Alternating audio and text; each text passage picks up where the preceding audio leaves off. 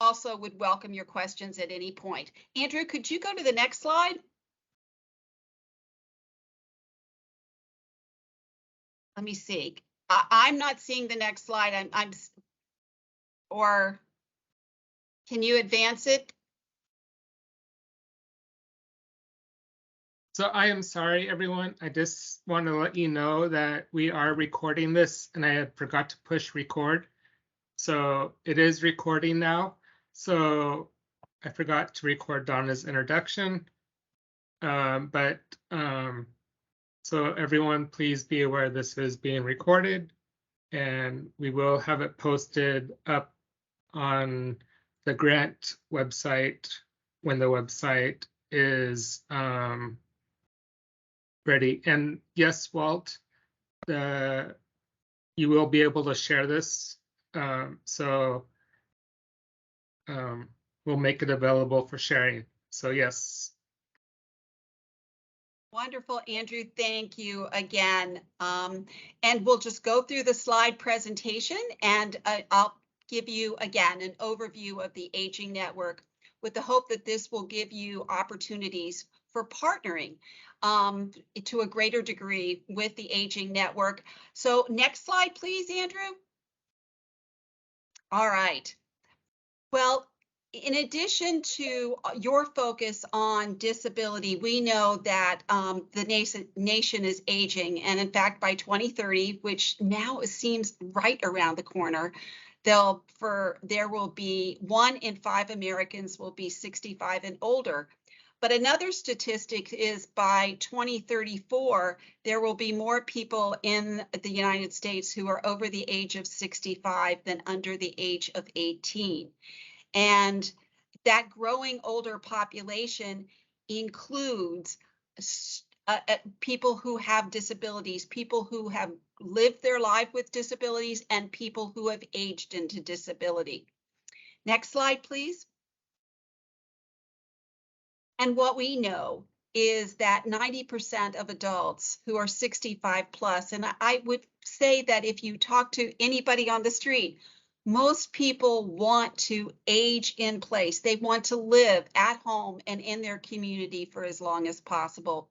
So that's the goal of US Aging. It's the goal of the Aging Network, just like it's the goal of the Disability Network, to ensure that people are valued and supported so that they can really reach that goal of aging and living successfully and thriving at home and in the community. Next slide, please. From the aging perspective, the foundation of the Aging Network was the passage of the Older Americans Act, which was passed in 1965. And it was really and is still the commitment of the federal government, the commitment in this nation to ensuring that people have supports to be able to age well and to age at home and in the community. Little known fact outside the Aging Network is that the Older Americans Act was signed the same year as Medicare and Medicaid, but it was signed first. The difference is that the Older Americans Act is on the discretionary side of the budget versus the mandatory side of the budget, which means that every year, just like with so many disability programs, we have to advocate for appropriations for the Older Americans Act. So talking about the Older Americans Act, again, created alongside Medicare and Medicaid, it is the home and community-based commitment to ensuring that people can age well at home. And it was the foundation of the creation of the National Aging Network. And it's still, all these years later, nearly 50 years later, also is the core of the network's commitment to older adults in this country. When it was passed, it applies largely to people who are 60 plus. It also includes targeting criteria to really target services to those who are most frail, most vulnerable, special populations, veterans, minorities, low income, and limited English proficiency. Next slide, please. And since 1965, the Older Americans Act has been expanded. As this chart shows, in 1972, nutrition programs were added. In 1973, that was the year that area agencies on aging were created, along with multipurpose senior centers. In 1978, that was when home delivered meals and the ombudsman services were included in the act. 92, elder rights were recognized. 2000, the National Family Caregiver Support Program was created. 2006, it really solidified the role of the network in home and community-based services, and also created the Aging and Disability Resource Centers, and really went and included more health-related information into the portfolio of services that the Aging Network delivered. So it included evidence-based health promotion and disease prevention programs on top of the social support programs that had been provided for decades. And then in 2016, small changes were made and increasing authorization levels. And the last reauthorization of the Older Americans Act was right before COVID hit in March of 2020. And that increased authorization levels for the act. It included an emphasis on social isolation, which of course was needed greatly after COVID hit. And it also clarified that area agencies on aging can participate and really venture into activities outside the Older Americans Act, particularly looking at partnering with healthcare. So next slide, please, Andrew. So let's just look at the act, and I'm going to spend a little time on it because, again, this is the foundation of the Aging Network. When we look at the first title of the act, it really talks about the inspiration for the act. It talks about the high-level goals of the act and the commitment, again, of the Older Americans Act to ensuring that people can live well, can thrive at home and in the community. So it includes statements about adequate income. It includes statements about best possible physical and mental health, suitable housing, comprehensive long-term care, employment services, retirement to include health, honor, and dignity, the opportunity for meaningful participation, and emphasis on the vulnerable elderly, benefits of research. But this last part, freedom, independence, individual initiative, and planning and managing one's own life, and protection from abuse. These are really the goals on which the Aging Network operates. Next slide, please. When we look at the other parts of the Older Americans Act, there are 7 titles in all. The second title really establishes the Administration on Aging, which, even with the creation of the Administration for Community Living, the U.S. Administration on Aging is still in existence, and the Older Americans Act programs are administered under the Administration on Aging section of ACL. Title III of the Act is really the grants to state and local communities, and it's the largest section of the Older Americans Act. And I'll walk through all of the different sections and services that includes in just a minute. Next slide, please. But the one thing I wanted to highlight as part of the Older Americans Act is its emphasis on advocacy. The Older Americans Act, as amended, states that area agencies on aging shall serve as the advocate and the focal point for older adults within the community. And as you read that and focusing in on that advocacy goal, this is one area that I would say that the Aging Network really has a lot to learn from the Disability Network, because the Disability Network has been such incredible advocates for people with disabilities. And I think that this is an opportunity for us to be advocating together, especially as we look at the purpose of this project, which is looking at ensuring that people with disabilities with IDD can age successfully at home and in the community. Next slide, please. So when we're looking at that title 3 section of the Act, I said that outlines all the services and supports that the Older Americans Act provides at the community level. It includes in-home help with IDLs, chore services, home modification, transportation, legal services, adult daycare, but also like any other types of supportive services that people need to be able to age well at home and in the community. Next slide, please. And also it includes information, referral, and assistance, which is a key and critical aspect of what the Aging Network does. Hotlines to connect callers to home and community-based services, case management around home and community-based services, so people get the opportunity to do wraparound services, because what we see and what you see, I'm sure, in the disability community, if people are calling or people think they need one service, oftentimes as you delve into it, they need multiple services, and to be able to help them manage those services, but also to help them understand the benefits and the eligibility for services and supports, to help them with their health insurance benefits and counseling, to help them with care transitions as they leave a home or a skilled nursing facility and transition back into the home.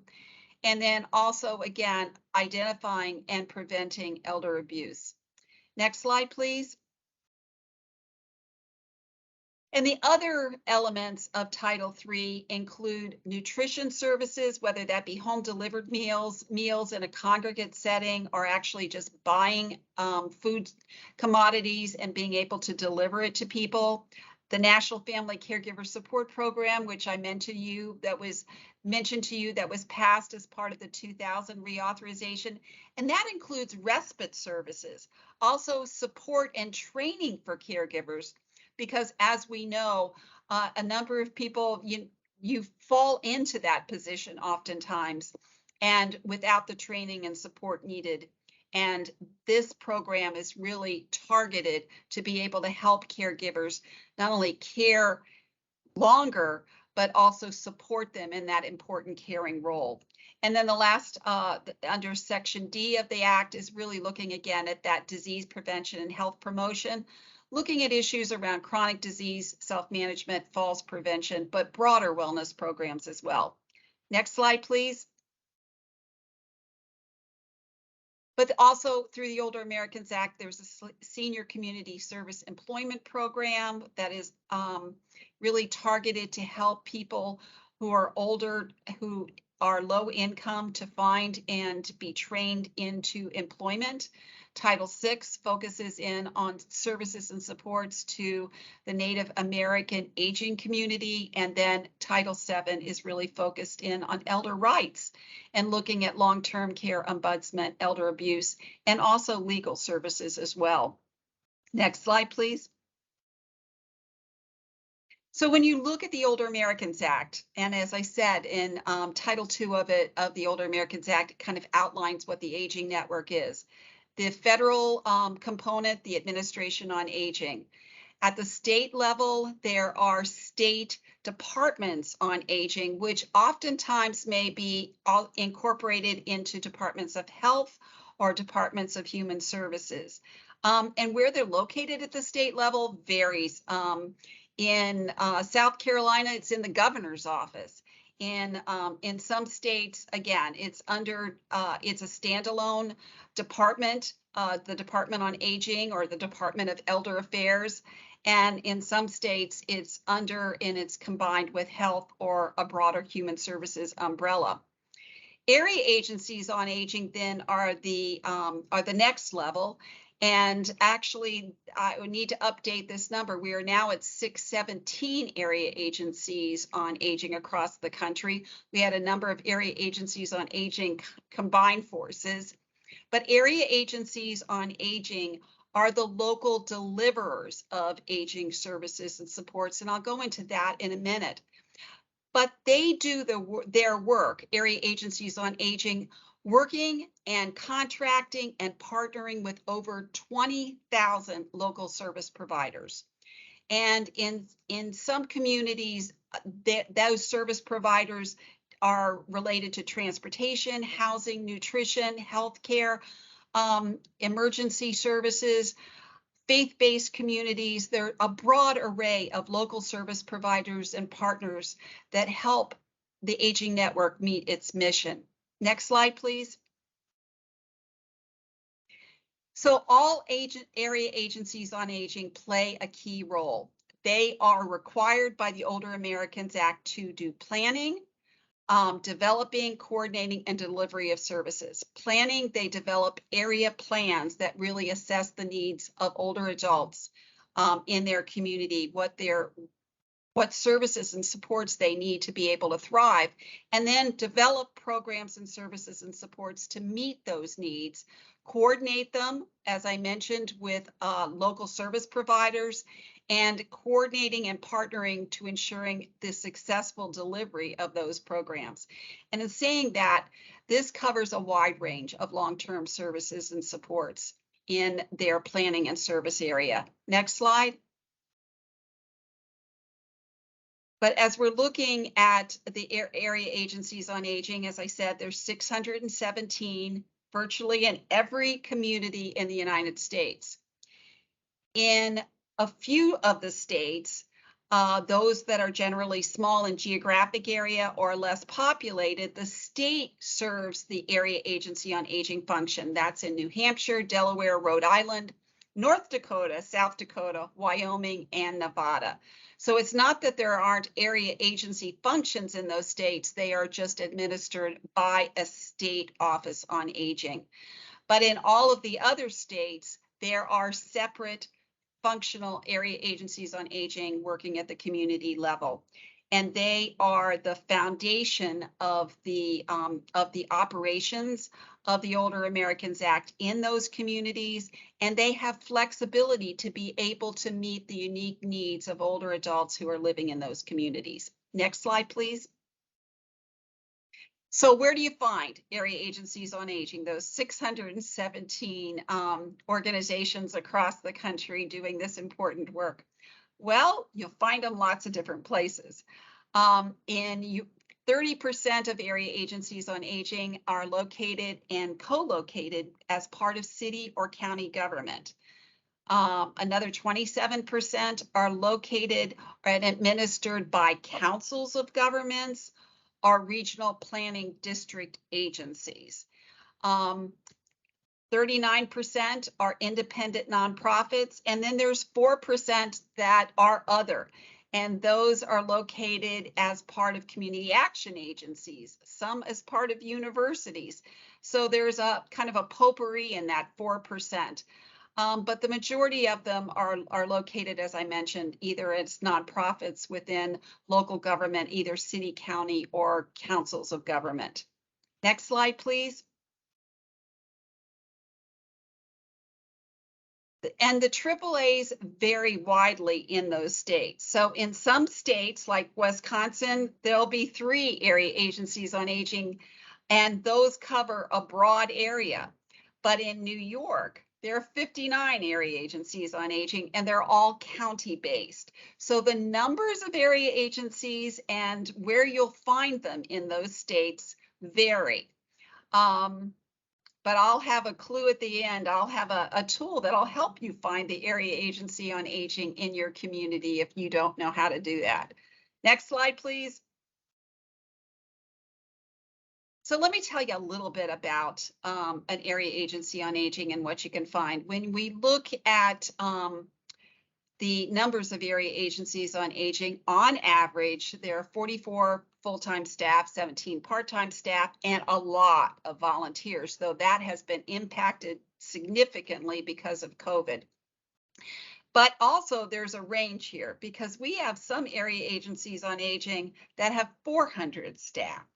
So, the range across the area agency on aging spectrum from the workforce really varies. But so much like the disability community right now, I would have to say that workforce is one of the major challenges that the aging network is facing, just like the disability network, because as a result of COVID and also a result of investment in salaries in these areas. Working in aging and working disability is wonderful work, but it's hard work. And where we are all coming together right now, both aging and disability is really advocating hard for greater investment in our workforce. Next slide, please. And just like where you find area agency on aging vary, their workforce varies again, so does their budgets. And this is based on funding proportion from a survey that we did a few years ago, so it's not quite up to date.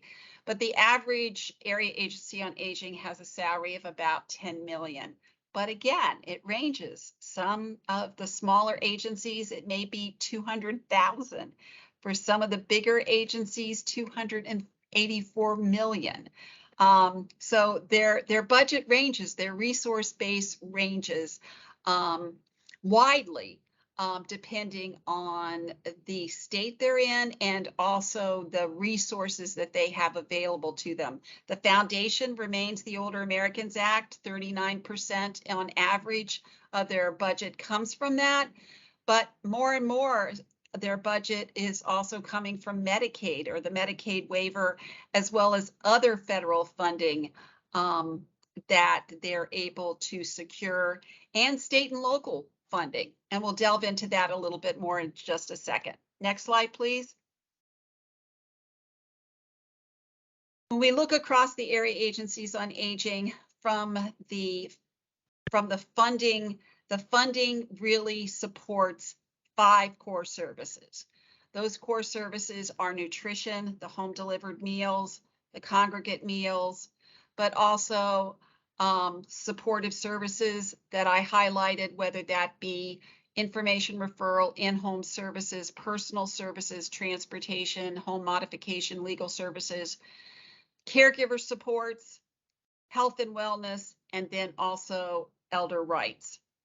In looking at the average area agency on aging offers more than a dozen additional services, and some of those most common non-core services include insurance counseling, case management, and also the Senior Medicare Patrol. Next slide, please. So when you look across all of these services, oftentimes the entree point to services in the aging network is the information and referral line or information and assistance hotline, which connect older adults and caregivers to critical services that they need. And also additionally, helping to support them from an educational perspective through the Aging and Disability Resource Centers, through the state health insurance programs and the like. Next slide, please. And in case people don't know where to find their area agency on aging or how to connect to aging services, there is the Elder Care Locator, which is a 1-800 national call center that we operate here at US Aging to help older adults and caregivers who have a service delivery need, are in crisis oftentimes, to be able to find local resources. And in saying that, what we know is that, and we keep data on all of the calls that we get. We've had millions of calls, and we have millions of calls that come in, mostly from older adults calling for themselves, mostly from older women, and they're calling about transportation, they're calling about housing services, and they're also calling about long-term care. Those are the 3 highest services and supports that older adults are calling for. Next slide, please. So through the Elder Care Locator, we track what older adults and their caregivers are calling for, and then we develop consumer-based resources to help respond to those needs. And those resources over time have dealt with issues like brain health, taking away the keys, what happens when people can't drive anymore, expanding your circles focused on social isolation, caring across the miles for caregivers, long distance caregivers, and the like. And we develop these resources and get them out to assist older adults and their caregivers, again, to find those important supports at the community level to help their older adults or their loved ones to be able to age well. Next slide, please. But this is really so exciting, and I'm so thankful to Donna, along with a number of her other colleagues in disability organizations that have helped to really launch a new call center, the Disability Information and Access Line, which was born during the COVID crisis to be able to help people with disabilities to be able to find how to get registered for a COVID vaccine, how to get access and transportation to a COVID vaccine site and boosters, but also recognizing, just like the elder care locator, that getting the COVID vaccine is one thing, but also oftentimes, so often, people needed other supportive services. So Dial gives that important COVID information, but also connects to NACDD and other disability organizations at the local level to be able to ensure that people who are calling in and need supportive services or other types of information outside of COVID can get connected to resources at the state or local level to assist them. So we are very, excited about this service, which is growing, but also very appreciative to Donna and her colleagues for helping us launch it with the infrastructure of the elder care locator. But this is a service for the disability community. So next slide, please. And again, as we're looking at area agencies on aging, as I mentioned, you'll find them in local governments and nonprofits. They all do core services that are the same, but there are some variations, and one of the variations is their name. So sometimes that makes it hard to find them, which is a lot of them don't go by the name Area Agency on Aging, which is one reason why US Aging changed our name. So many of our members over time have changed their name to, like, Senior Resource Alliance, the Elder Source, Age Options. The nonprofits have a broader array of names, but also in county governments, it could be the Fairfax Office on Aging or the Arlington Office on Aging, Tarrant County Office on Aging. So again, they exist in every community of the country, but oftentimes they're called different names. Next slide, please. And additionally, to being called different names, I also wanted to point out that some of our area agencies in Tennessee and also in Oregon are area agencies on aging, but they're AAADs. They're area agencies on aging and disability. So again, there is a lot of variation in the names, but it is core missions is what drives all of them. In saying that, from a partnership perspective, the work that we do, partnership is key and critical, and also being able to broaden the service delivery to state health insurance programs and also aging and disability resource centers. Next slide, please. So when we look at area agencies, 77% of them are engaged in aging and disability resource centers. 68% are the state health insurance programs that providing Medicare and Medicare Part D counseling, and 59% of them are serving as the local long-term care ombudsman program. Next slide, please. And the partnerships they have. Again, this is key and critical. Most have 11 informal and 5 formal partnerships, but you'll see disability service organizations that 2/3 of the area agencies on aging, and we're hoping and want to grow that are partnering directly with disability organizations, but other partners include Adult Protective Services, Medicaid, emergency preparedness, mental health, and the like. So I see this as an opportunity for us to grow those partnerships with you. Next slide, please. And the most common sources of funding, as I mentioned, outside of the Older Americans Act are state funds, Medicaid, local funding, and other state funding. And emerging sources of funding are in the realm of transportation, working with veterans, and also healthcare payers. More and more area agencies on aging are contracting directly with healthcare payers to provide critical elements of the social determinants of health like nutrition, housing, and transportation. Next slide. And when we look at those other sources of funding, in addition to the ones I've mentioned, community service block grants, low income, the LIHEAP, low income home energy assistance programs, ACL demonstrations around health and wellness, the Veterans Administration, Senior Corps, but also other demonstrations with Medicare and Medicaid services. Next slide. So when we're looking at the community resources, that 93%, almost all of them are doing evidence-based health promotion and disease prevention, and 70% are involved in livable communities efforts, and also focused in on dementia-friendly community efforts as well. So next slide, please. So really quickly, as we look at area agencies on aging serving a broad range of consumers, again, through the Older Americans Act, most of the programs are targeted to 60 plus, but 85% of our members are serving consumers with a disability or chronic illness. 78% are serving caregivers of all ages, and 66% are serving veterans of all ages. And in doing this, a lot of those service delivery are in partnership with organizations such as yours. Next slide, please.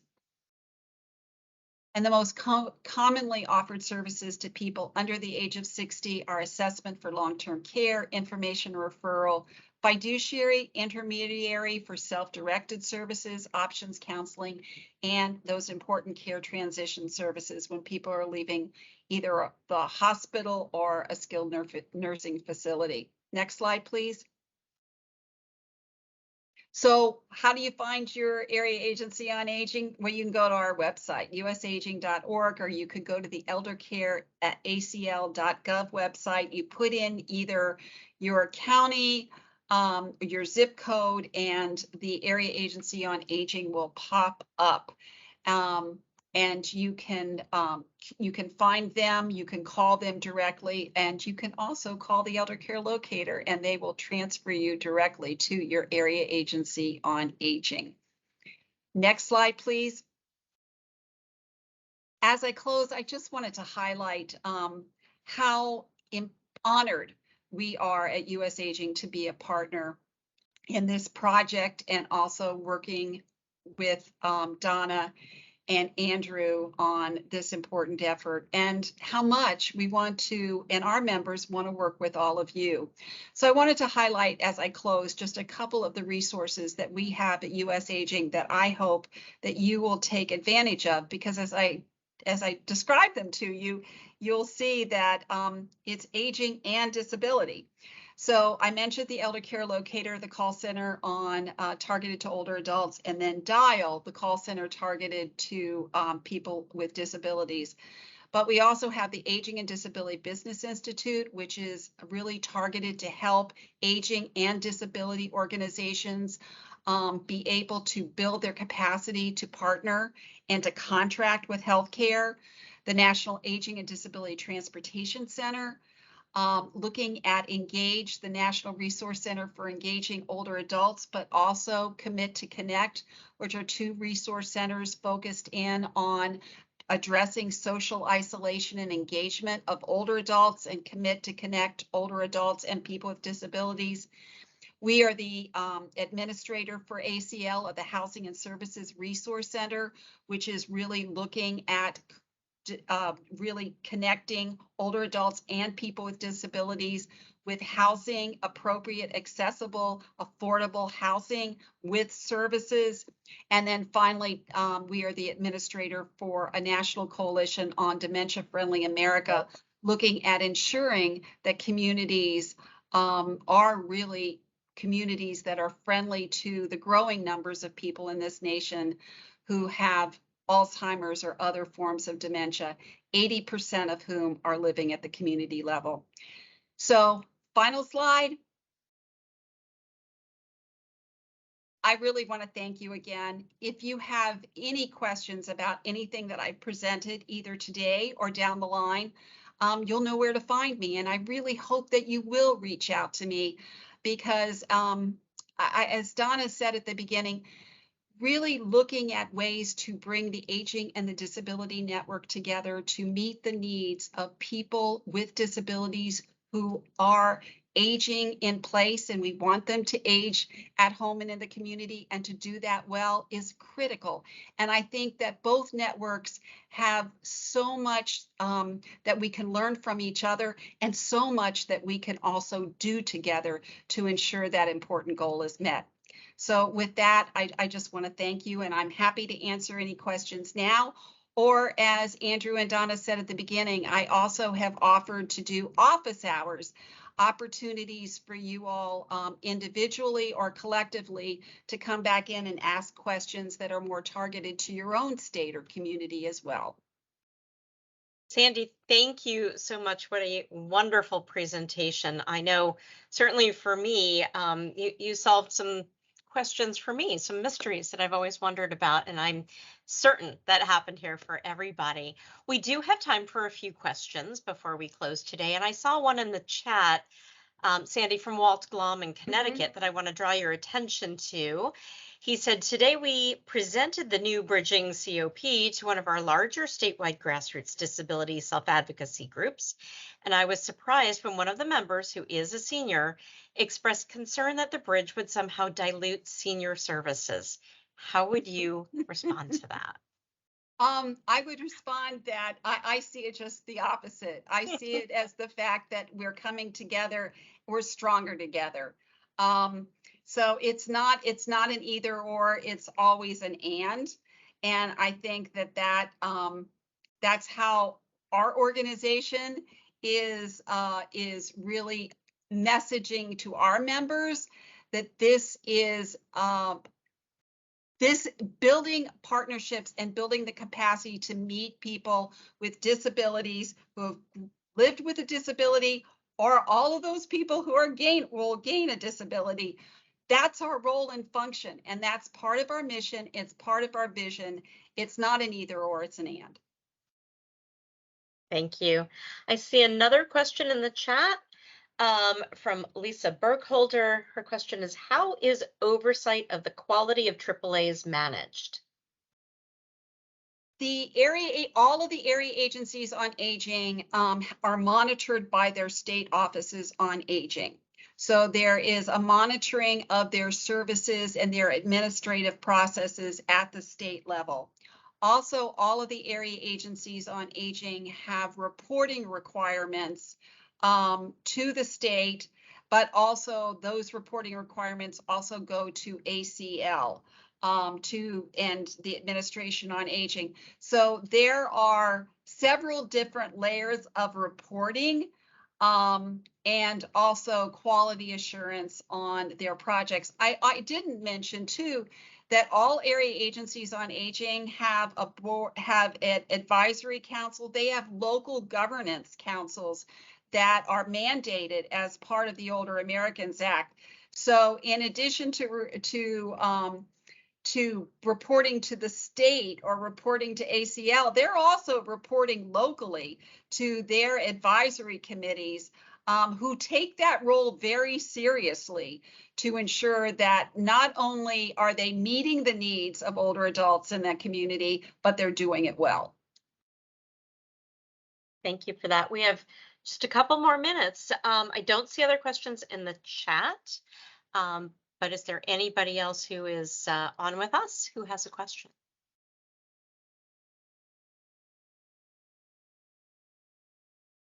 Well, if not, Donna and Andrew, I really hope that not only will you go to our website, but that you will reach out to me if you have any questions. And I know that you have a big goal with this project, to be able to bridge aging and disability.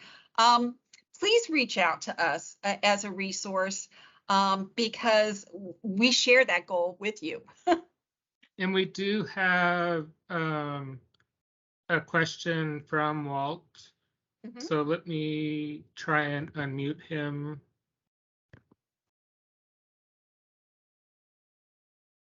There you go. There we are. Oh, yes. Thank you, Andrew.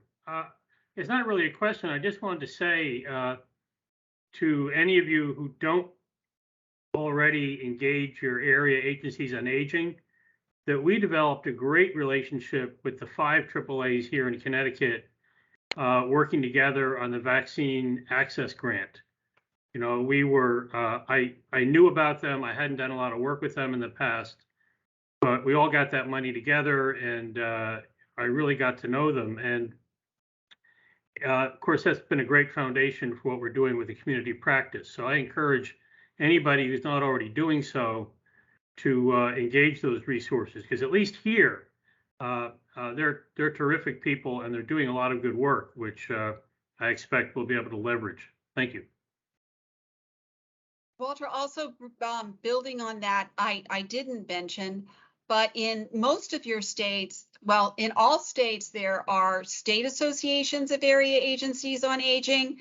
Half of those actually have paid staff, maybe just one paid staff, but still they have paid staff to be able to coordinate not only a legislative agenda, when your state legislatures meet. So again, another advocacy opportunity for you, but also a way to collectively share information among all of the area agencies on aging in a state. So if that might be another avenue for you all to connect with, especially those that are involved with grants. That's an excellent point for those of you like me who get small allotments and can't afford a lot of staff. You know, it's always a challenge finding the boots on the ground in your state to actually do work, right? I mean, I can give people money, but I don't have a lot of hands. So the AAAs are emerging as one of those resources. They have real people and real staff, and you know, they actually are service delivery agencies, if you will. So great partners. Great point. Thank you for that, Walt. Who wants the opportunity to have the last question of the hour?